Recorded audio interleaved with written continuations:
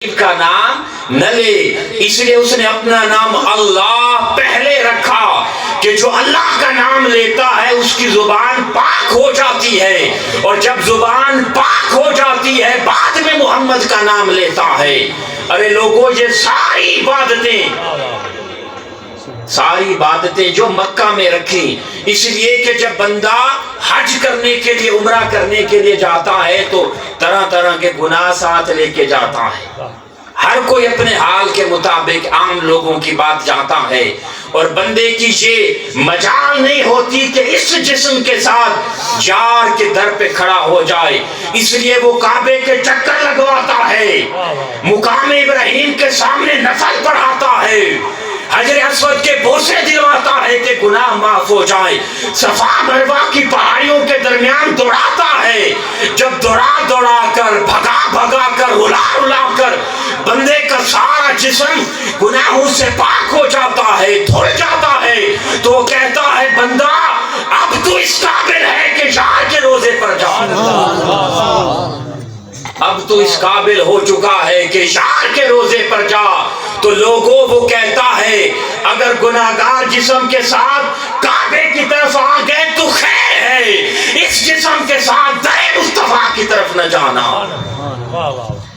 تو دیکھیں یہ محبت ہے، وہ کیسی کیسی عجیب عجیب بات کرتا جا رہا ہے، اور عاشقوں کو، محبت کرنے والوں کو محبت سمجھا رہا ہے، محبت کرنے کے رنگ دکھا رہا ہے کہ لوگوں، وہ خدا کا حبیب ہے، تم اپنی طرف سے محبت کرتے تو خدا جانے کیا پیمانے وضع کر لیتے۔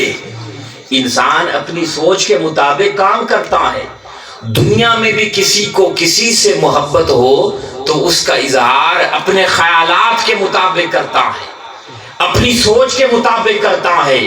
اس لیے اس نے کہا کہ میرے حبیب کی محبت کی بات ہے، عشق کی بات ہے، محبوب کے شان بیان کرنے کی بات ہے، اپنے ذہن سے کوئی پیمانے وضع نہ کر لینا، اپنی سوچ سے کوئی پیمانے وضع نہ کر لینا۔ وہ کہتا ہے آؤ مصطفیٰ سے محبت کیسے کرنی ہے، مصطفیٰ سے عشق کیسے کرنا ہے، میں تمہیں سکھاتا ہوں رب کیسے کرتا ہے، رب محبت کیسے کرتا ہے۔ بڑا ایک اہم پیغام حاجی ربانی صاحب کے گھر جو پروگرام تھا تو ملا 12 ربیع الاول کے دن میں نے سارا خطاب اس چیز پہ کیا تھا، مگر اس کا تھوڑا سا حصہ آج آپ کے سامنے بیان کرتا ہوں۔ رب کائنات نے، یہ محبت کا عجیب منظر ہے اور آپ کے ہمارے لیے ایک سبق بھی ہے۔ رب کائنات نے آقا علیہ السلام سے فرمایا کہ امیر حبیب اٹھا کر، رات کے پچھلے پہر اٹھا کر اور نماز تہجد پڑھا کر، بولیے رات کے پچھلے پہر اٹھا کر نماز تہجد پڑھا کر۔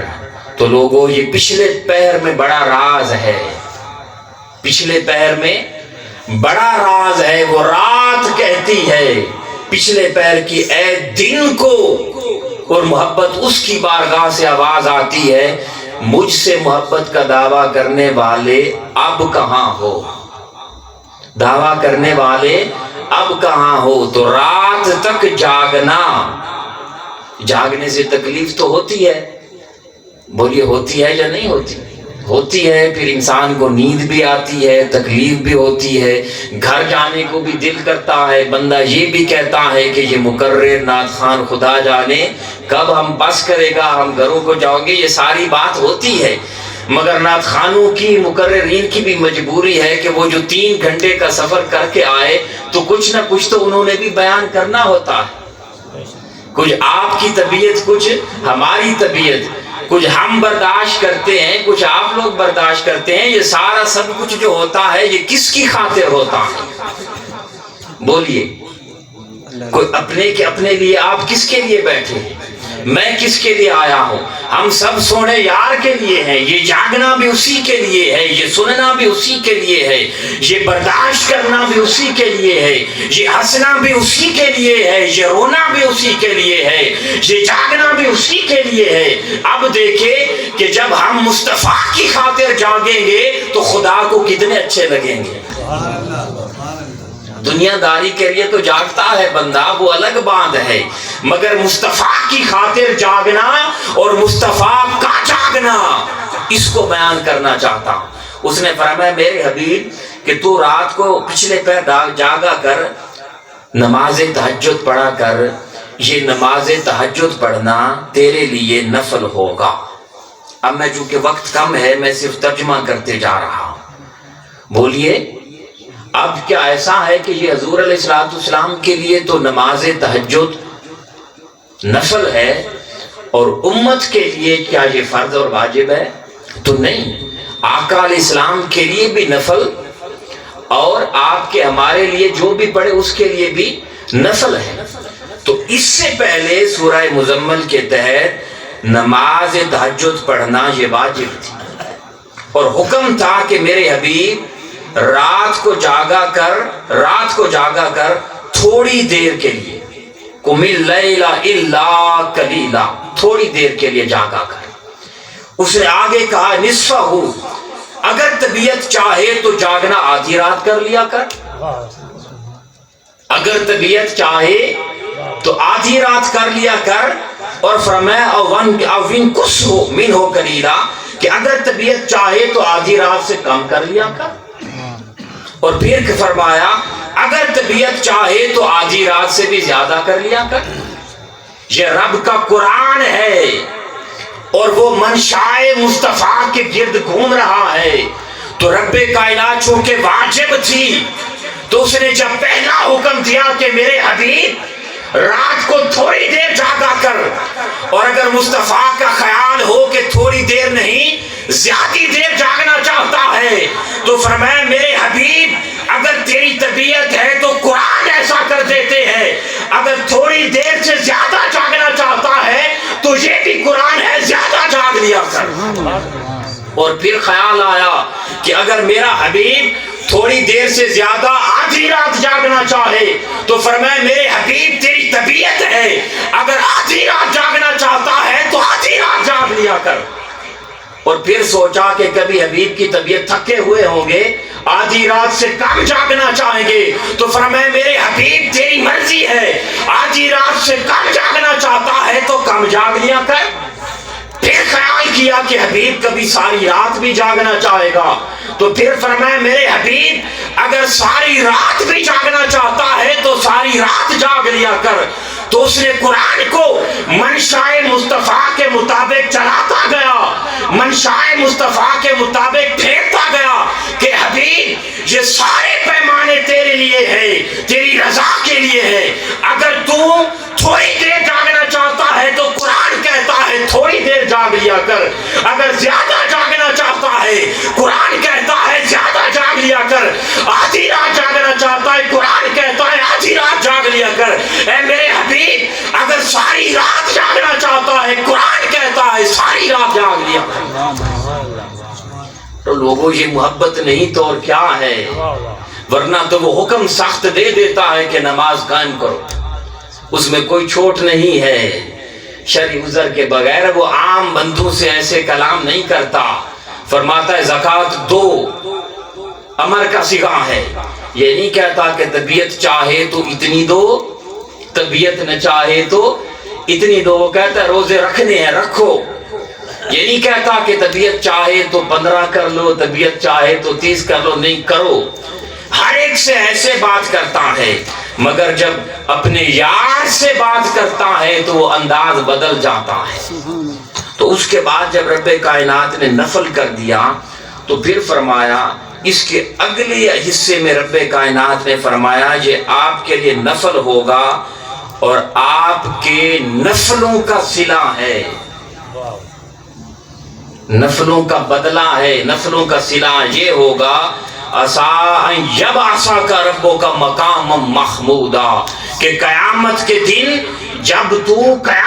دن جب تو میدان محشر میں پہنچے گا تو ساری کائنات زمین پر ہوگی اور تو میرے محبوب تجھے نفل پڑھنے کا جاگنے کا یہ صلہ دیا ہے کہ قیامت کے دن تو مقام محمود پر ہوگا۔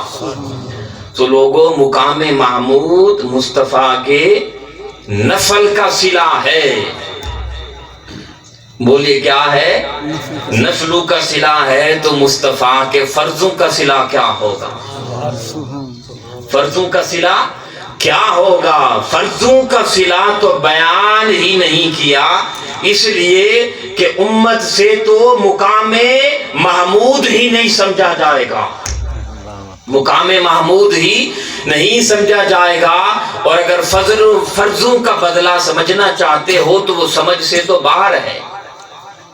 کہ آقا علیہ السلام کو فرضوں کا صلہ کیا ملے گا، وہ سمجھ سے باہر ہے. میں تھوڑا اشارہ اس طرف کر دیتا، پھر اپنے ذہنوں سے خود سمجھ لینا. اب دیکھیے کہ یہ جو لیلۃ القدر ہے، ایک رات کا جاگنا 1000 مہینوں کے جاگنے سے افضل ہے. ایک امتی اگر اس کو لیلۃ القدر مل جائے اور وہ ایک رات ساری رات جاگ لے، عبادت کر لے، اسے لیلۃ القدر مل جائے، تو ایک رات کا جاگنا 1000 مہینوں کی عبادت سے افضل ہے. یہ صلہ ہے. ارے لوگوں، آقا علیہ السلام نے تو ساری زندگی لیلۃ القدر پائی. یہاں تک سمجھ گئے؟ کسی کو شک ہے؟ نہیں ہو سکتا. آقا علیہ السلام نے ساری زندگی لیلۃ القدر پائی، مگر حقیقت یہ ہے کہ آقا علیہ السلام نے ساری زندگی لیلۃ القدر نہیں، لیلۃ القدر نے ساری زندگی مصطفیٰ کو پایا. ساری زندگی مصطفیٰ کو پایا. اب یہ جو لیلۃ القدر ہے، لوگوں نے پوچھا کہ اے لیلۃ القدر، ہم تو تیری تلاش میں جاگتے ہیں، ہم تو تیری تلاش میں راتوں کو جاگتے رہتے ہیں. اے لیلۃ القدر، تو جو گھومتی رہتی ہے، جس کو تلاش ہوتی ہے وہی گھومتا ہے. اے لیلۃ القدر، تو جو گھومتی رہتی ہے تو کس کی تلاش میں گھومتی ہے؟ وہ کہتی ہے میں تھوڑی گھومتی ہوں. جبریل امین سے پوچھ لو وہ کس لیے گھومتے ہیں، 1000 فرشتوں سے پوچھ لو وہ کس کے لیے گھومتے رہتے ہیں. تو لیلۃ القدر کہتی ہے کہ لوگوں، تم ساری زندگی میری تلاش میں گھومتے رہتے ہو، اور لیلۃ القدر مصطفیٰ کی تلاش میں گھومتی رہتی ہے. لیلۃ القدر مصطفیٰ کی تلاش میں گھومتی رہتی ہے. تو لوگوں، ہر وہ حقیقت، دنیا کی سب سے بڑی حقیقت جس کی تلاش میں ہم گھومتے ہیں، وہ ہر حقیقت مصطفیٰ کی تلاش میں گھومتی ہے. ایک نماز کی مثال دے دوں. نماز میں آپ کتنی بار حالت تبدیل کرتے ہیں، گھومتے پھرتے ہیں، اللہ اکبر کہتے ہیں، تکبیر تحریمہ، پھر ادھر ہاتھ باندھ لیتے ہیں، ایک حالت سے دوسری حالت میں تقسیم ہو گئے، چلے گئے، ہاتھ گھوم گئے. تسبیحات پہلے اللہ اکبر تھی، سبحانک اللہم، یہ تسبیح پڑھی، آگے الحمد شریف پڑھی، اس سے آگے چلے گئے، دوسری سورت ملا دی، پھر آگے رکوع پر، پھر حالت تبدیل ہو گئی، پھر سبحان ربی العظیم کہا، پھر حالت اور تسبیح تبدیل ہو گئی، پھر کھڑے ہو گئے، پھر حالت تبدیل ہو گئی، سمع اللہ لمن حمدہ، پھر ربنا لک الحمد کہہ کر پھر نیچے چلے گئے، پھر سجدے میں آئے، تسبیح بدل گئی، حالت بدل گئی. نماز میں حالتیں تبدیل کرتے رہے، اور نماز کی تسبیحات اور نماز کی حالتیں گھومتے گھومتے ایک مقصد کی طرف جا رہی ہیں. بولیے کیا ہے؟ کس طرف جا رہی ہیں؟ ایک مقصد ہے، اور وہ مقصد اقیم الصلاۃ لذکری، کہ نماز صرف اور صرف میرے ذکر کے لیے قائم کرو. وہ گھماتا پھراتا جب نماز کے قبول ہونے کا وقت آتا ہے، بندہ اس طرح ہاتھ رکھ کے بیٹھ جاتا ہے، گردن نیچی جھکا دیتا ہے، ہر شے پڑھ لیتا ہے، التحیات للہ، ساری جانی مالی ساری عبادتیں اللہ کی بارگاہ میں پیش کر دیتا ہے. سجدے بھی ہو چکے، رکوع بھی ہو چکے، سورتیں بھی پڑھی جا چکی، الحمد شریف بھی پڑھی جا چکی، تسبیحات سبحان ربی العظیم سبحان ربی الاعلیٰ مکمل ہو چکی. اب جب ہر شے مکمل ہو چکی اور نماز گھومتے پھرتے اب قبولیت کا وقت آیا، تو وہ کیا کہتا ہے؟ وہ کہتا ہے کہو السلام علیکہ ایھا النبی ورحمۃ اللہ وبرکاتہ۔ اے مولا، یہ سارا گھما پھرا کے اینڈ پہ کہتا ہے میرے مصطفیٰ پہ سلام پڑھو، درود پڑھو۔ نماز اپنے لیے شروع کرائی تھی یا اس کے لیے کرائی تھی؟ بولیے، تیری یاد کے لیے تو نماز تو خود کہتا ہے، اب جب ساری یاد ہو چکی کہتا ہے میرے حبیب پہ درود بھی پڑھو، سلام بھی پڑھو، رحمتیں بھی پڑھو، اس پہ بھی سلام پڑھو، اس کی آل پہ بھی سلام و درود و سلام پڑھو۔ تو باری تعالیٰ یہ کیا ہے؟ اب ذہن بٹ گیا ہے، ادھر تو کہتا ہے کہ میرا سوچو، میرے ذکر کے لیے قائم کرو، ادھر کہتا ہے میرے مصطفیٰ پر سلام پڑھو، اس کا سوچو۔ بھئی سلام جب بندہ پڑھتا ہے تو سوچتا ہے یا نہیں سوچتا؟ میں کہتا ہوں موبائل، تو موبائل کی کوئی شکل صورت ذہن میں آتی ہے یا نہیں آتی؟ بندہ کہتا ہے مسجد، تو شکل صورت ذہن میں آتی ہے یا نہیں آتی؟ بندہ کہتا ہے عامر، اسد، جو کچھ بھی کہتا ہے ہر ایک کی شکل و صورت تو ذہن میں آتی ہے۔ وہ جو کہتا ہے کہو السلام علیکہ ایھا النبی ورحمۃ اللہ وبرکاتہ، وہ تو خیال جب نبی کی بات آئے گی، سلام کی بات آئے گی تو خیال نبی کی طرف جائے گا یا نہیں جائے گا؟ ضروری بات ہے۔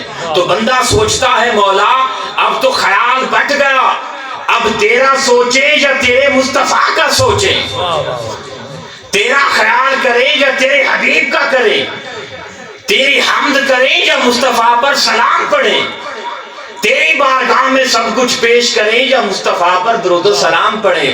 تو وہ کہتا ہے لوگوں یہی نکتہ تو سمجھانا چاہتا ہوں، یہی بات تو تمہارے دلوں میں بٹھانا چاہتا ہوں کہ میں نے یہ جو فرض ہیں یہ سارا گھما کے اس مقام پہ لے آیا ہوں کہ وہ فرض جن کی قبولیت کے تم خواہ ہو، وہ فرض قبول ہوتا ہے در مصطفیٰ پر، وہ فرض قبول ہوتا ہے در مصطفیٰ پر۔ تم فرضوں کے پیچھے بھاگتے ہو، فرض مصطفیٰ کے پیچھے بھاگتے ہیں۔ تو لوگوں جو فرض در مصطفیٰ، نسبت مصطفیٰ، ذکر مصطفیٰ، سلام مصطفیٰ، درود مصطفیٰ کے بغیر قبول نہیں ہوتا، تو رب کائنات جب اپنے مصطفیٰ کو فرضوں کا بدلہ دینا چاہے گا تو اس بدلے کی انتہا کیا ہو؟ نعرہ رسالت، نعرہ رسالت، شان مصطفیٰ، عظمت مصطفیٰ، مقام مصطفیٰ، علماء اہل سنت۔ تو اس کا حال کیا ہوگا؟ تو وہ کہتا ہے محبت کرنی ہے تو اس طرح سے کرو، اگر سیکھنا ہے تو اس طرح سے سیکھو۔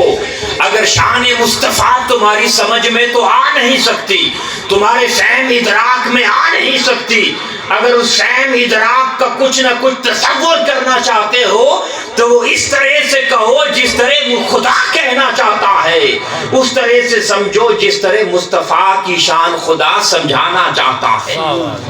اب اختتام کی طرف آتا ہوں۔ بھئی وہ محبت تو بڑی دور کی بات ہے، آپ اور ہم اس کا حق ادا تو نہیں کر سکتے، مگر جس کو بھی محبت ہو، جس کو بھی محبت ہو تو محبت کی شرط ہے کہ بندہ اس کا ذکر کرتا ہے، اس کا ذکر کرتا بھی ہے، اس کا ذکر سنتا بھی ہے۔ جب بندہ کسی کو یاد کرتا ہے یا جب کسی کا ذکر کرتا ہے اس کے 4 درجے ہوتے ہیں۔ بولی کتنے ہوتے ہیں؟ پہلا درجہ یہ ہوتا ہے کہ بندہ صرف زبان سے ذکر کرتا ہے مگر اس ذکر کا اثر دل پہ نہیں ہوتا۔ سمجھ آئی؟ جیسے ہم اور آپ نماز پڑھتے ہیں تو زبان سے تو نماز پڑھتے ہیں مگر خیال دکان کی طرف ہوتا ہے، خیال زمیندارے کی طرف ہوتا ہے، خیال بیوی بچوں کی طرح ہوتا ہے، ہزار خیال ادھر ادھر چلتا رہتا ہے۔ زبان سے سبحان ربی العظیم، اللہ اکبر، سبحان ربی الاعلیٰ، تو بندہ کہتا پھرتا چلا جاتا ہے، زبان ہل رہی ہوتی ہے، الفاظ بھی ادا ہو رہے ہوتے ہیں مگر ان کا اثر دل پر نہیں ہوتا۔ تو یہ ذکر کا پہلا درجہ ہے۔ کیمیاء سعادت میں امام خزانی رضی اللہ تعالیٰ نے لکھا ہے، انہوں نے کہا ہے کہ یہ جو ذکر ہے یہ ذکر کا پہلا درجہ ہے۔ اس کے بعد اگلا درجہ آتا ہے کہ بندہ جو کچھ زبان سے کہتا ہے اس کا کچھ نہ کچھ حال دل کو معلوم ہو جاتا ہے، اس کا اثر کچھ نہ کچھ دل پہ ہوتا ہے، مگر خیال پھر بھی ادھر ادھر جاتا رہتا ہے، کچھ نہ کچھ ہو جاتا ہے۔ تیسرا درجہ یہ ہوتا ہے کہ بس اب یہ ہوتا ہے کہ جو نگاہ اور جو زبان سے بندہ کہتا ہے اسی شے کی تصویر دل میں ہوتی ہے۔ اب وہ ذکر دل پہ نقش ہو جاتا ہے۔ اب اگر وہ زبان سے گنبد خضرا کا نام لیتا ہے تو آنکھوں کے سامنے گنبد خضرا آ جاتا ہے۔ اگر وہ زبان سے مصطفیٰ کی گلی کو چوکا مدینے کا نام لیتا ہے تو آنکھوں کے سامنے مدینہ پاک آ جاتا ہے۔ اب جو کچھ وہ زبان سے کہتا ہے وہی کچھ دل محسوس کرتا ہے۔ چوتھا درجہ یہ ہوتا ہے کہ بس پھر یار ہی یار ہوتا ہے۔ جے میں تینوں باہر ویکھاں تے میرے اندر کون سمانا، جو اندر ویکھاں تے مقید جانا، پھر وہ ہر شے میں بندے کو وہی یار نظر آتا ہے، تصویر ہوتی ہے۔ اب وہ زبان سے ذکر نہ بھی کرے دل میں یار کا خیال جمع رہتا ہے، چاہے وہ دکان پہ ہو یہاں خیال یار کا ہوتا ہے، ہل چلا رہا ہو حضرت سلطان باہو میں آخر پہ بیان کرتا ہوں، وہ خیال ہو تو یاد کرتا رہتا ہے۔ تو اس نے کہا ورفانا، اسی پر بھی ختم کرتے اللہ کا ذکر، اے میرے حبیب ہم نے آپ کی یاد آپ کی خاطر بلند کر دی۔ تو وہ جانتا تھا میرے حبیب آپ کو یاد کرنے والے کئی ہوں گے، کوئی ایسے ہوں گے کہ صرف زبان سے نعت پڑھیں گے، سبحان اللہ کہیں گے، مگر دل کا حال نہیں بدلا ہوگا۔ وہ کہتا حبیب کوئی بات نہیں، بس کوئی آ کے زبان سے تیرا ذکر کر لے، اگر دل پہ کیفیت نہ بھی بنے تو خدا اس کو بھی اپنی بارگاہ کی طرف چن لیتا ہے۔ بس اس طرف لگ تو جائیں، آ تو جائیں، محفل میں بیٹھ تو جائیں، ذکر مصطفیٰ سن تو لیں، تو پھر اس سے آگے پھر بات چلی جاتی ہے کہ بندہ پھر جو یار کی نعت سنتا ہے تو دل پر بھی کیفیت آ ہی جاتی ہے، کبھی نہ کبھی آنکھوں سے آنسو آ ہی جاتے ہیں، کبھی نہ کبھی رونگٹے کھڑے ہو ہی جاتے ہیں، کبھی نہ کبھی یار کی گلی کا تصور ہو ہی جاتا ہے، کبھی نہ کبھی گنبد خضرا کی تصویر آنکھوں کے سامنے آ ہی جاتی ہے۔ تو کہتا ہے میرے حبیب کچھ تو وہ ہوں گے کہ اس حال میں ہوں گے، کچھ وہ ہوں گے کہ جو ہمہ وقت جب آپ کا ذکر کریں گے تو سامنے روضہ پاک کی یاد بھی ہوگی، جیسے آپ کا ذکر کرتے جائیں گے ساتھ ساتھ دل تڑپتا جائے گا، ساتھ ساتھ روح تڑپتی جائے گی، اور پھر کچھ ایسے بھی ہوں گے کہ میرے حبیب ہر طرف تو ہی تو دکھائی دے گا، ہر طرف تو ہی تو دکھائی دے گا۔ تو دکھائی دینے والوں میں سے کوئی ایک ایسا بھی ہوتا ہے کہ وہ رات کو کھیتوں کو ہل چلاتا ہے اور آواز دیتا ہے اللہ اللہ۔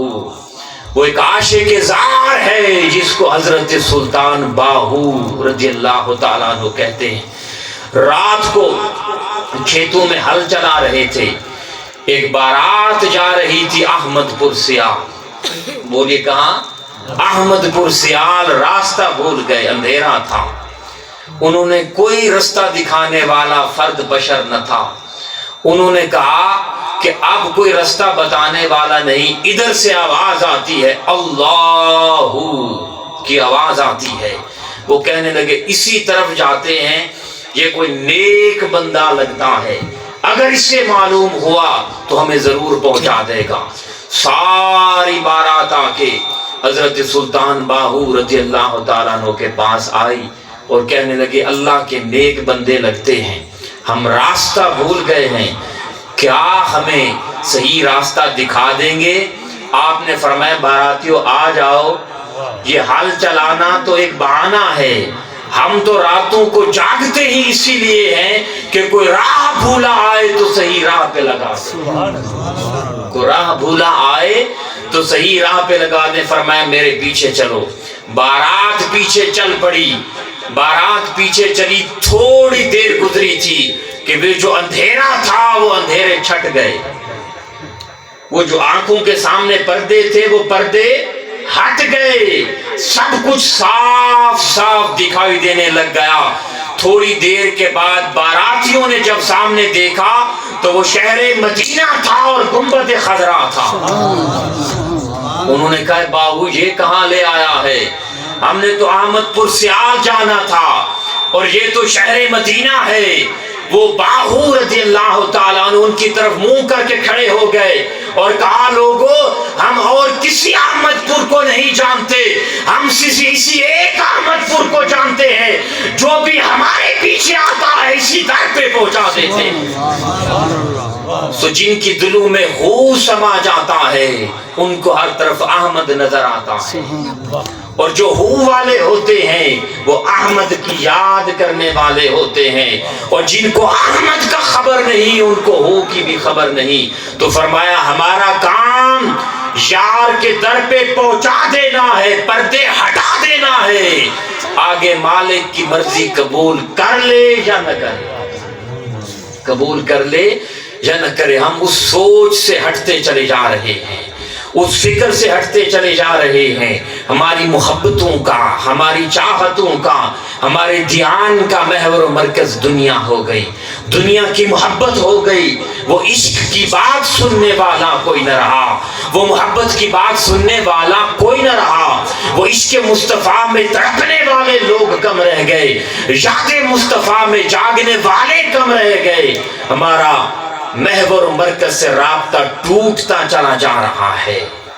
سو اس دور میں ایک ہستی، ہر ایک نے بڑا کام کیا ہے، ایسی بھی ہے جس کو حضور شیخ الاسلام ڈاکٹر محمد طاہر القادری کہتے ہیں کہ انہوں نے جب دیکھا کہ حضور کی امت جس تعلق میں حضور کے ساتھ تعلق میں کمزور ہو رہی ہے اسی سمت میں بڑے سمندر بہا دیے۔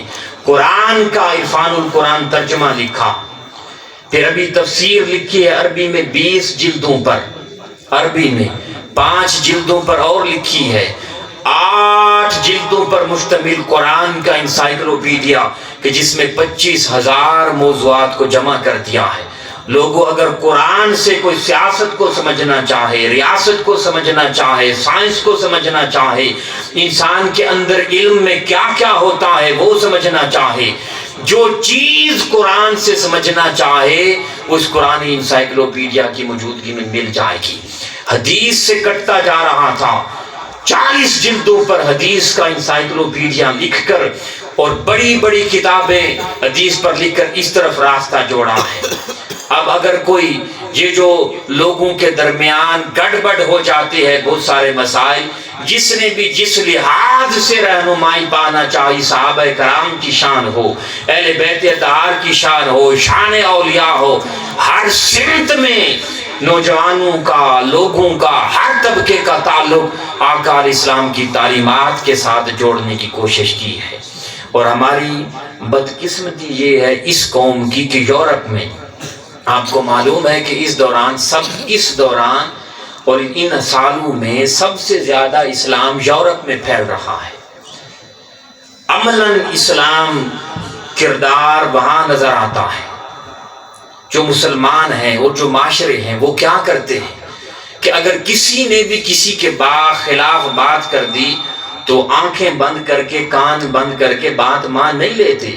ادھر جب مخالفین آقا علیہ السلام کی ذات پہ تنقید کرتے ہیں، معاذ اللہ لوگوں کو گمراہ کرنے کی کوشش کرتے ہیں، تو وہ جا کر حضور علیہ السلام کی ساری سیرت کو پڑھتے ہیں کہ جس ہستی کے بارے میں یہ بات کر رہے ہیں جانے خود دیکھیں، مشاہدہ کریں کہ وہ ہے کیسی۔ جب وہ مغربی مفکرین کی، اسلامی مفکرین کی قرآن سے، حدیث سے جب دیکھتے ہیں تو ان کے خاکے کے برعکس سیرت مصطفیٰ کا ایک روشن خاکہ نظر آتا ہے، پھر وہ اس پر اسلام قبول کر لیتے ہیں۔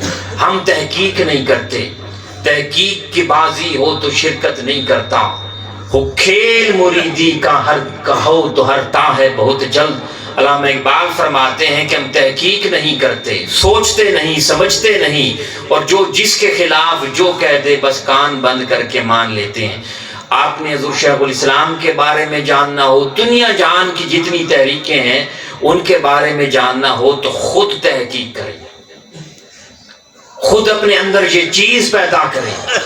سچے اور جھوٹے کی، کھرے کھوٹے کی، ویژن کی اپنے آپ اپنے من میں فیصلہ کریں۔ اس طرح سے قومیں ترقی کرتی ہیں، شعور پیدا ہوتا ہے، لوگوں کے اندر اپنے قائدانہ صلاحیتیں اجاگر ہوتی ہیں، بندہ خود سے لیڈر بنتا ہے، قوموں کی رہنمائی کرتا ہے، جس کی آنکھیں بند ہو، جس کے کان بند ہو، اور جس کو جو جہاں چاہے پھراتا پھرے۔ ایسی قومیں کبھی انقلاب نہیں لاتی، کبھی ترقی نہیں کرتی۔ آقا علیہ السلام نے یہی روش صحابہ کرام کو سکھائی۔ اس دور میں جس کے ساتھ چلیں پوری تحقیق کریں، قرآن، حدیث، صحابہ، اہل بیت اطہار، ہر ایک کے بارے میں تحقیق کریں، اسلام کا روشن پہلو کہ یہ کیا کہتا ہے، پھر کسی کی پیروی کریں۔ میں تحریک منہاج القرآن کا پیغام دے رہا ہوں، آنکھیں بند کر کے ہمارے پیغام کو قبول نہ کریں، پوچھیں، ہر ایک سے پوچھیں، آپ کو حق ہے۔ جب سیدنا فاروق اعظم رضی اللہ تعالیٰ عنہ سے ایک عام بندہ کہتا تھا کہ یہ جو آپ نے جو کیا ہے، چادر جو بھی کپڑے بنائے ہیں، یہ کہاں سے لیے ہیں، عورت کھڑی ہو جاتی کہ آپ تو حق مار کے حد مقرر کر رہے ہیں، اللہ رسول تو نہیں کرتا، آپ کیسے کر رہے ہیں؟ تو عالم کی شان میں گستاخی نہیں ہے، پوچھیں کہ آپ نے جو بات کی دلیل کیا ہے، قرآن کہتا ہے، حدیث کہتی ہے، آپ خود سے تحقیق کرنے والے بن جائیں۔ یہی پیغام تحریک منہاج القرآن کا ہے، یہی پیغام ہر پڑھے لکھے انسان کا ہے، یہی پیغام پڑھی لکھی قوموں کا ہے، پڑھے لکھے معاشروں کا ہے۔ اپنے آپ کو ترقی کی راہ پہ ڈالے۔ جتنا کچھ بیان کیا، اللہ رب العزت عمل کرنے کی توفیق عطا فرمائے۔ وما علینا الا البلاغ۔